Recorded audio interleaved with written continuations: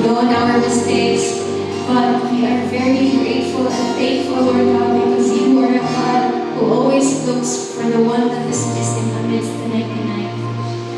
We thank you, Lord God, for your goodness, for your mercy, for the grace that you've given us day by day, Lord God. We are never worthy of all that you have given to us, but you have given us the right to become your children, Lord God, as we continue to know you. We thank you, Lord, for this community that we have started and even ended this year here sa iyong Palayan, Lord God. We ask for your forgiveness for the things that we have done wrong. We ask for your guidance that as we continue the new year's, Lord God, ikaw gihapon ang mag-lead sa amoa.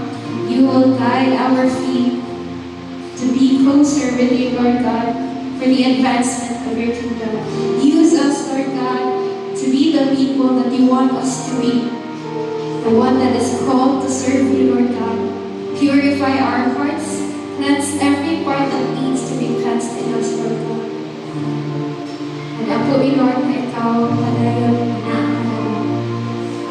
help us, Lord God, to really hold on tight to you, Lord, as we continue this journey in this world for your glory. We thank you for all of these things in your most wonderful and precious name, our Lord and Savior. Amen and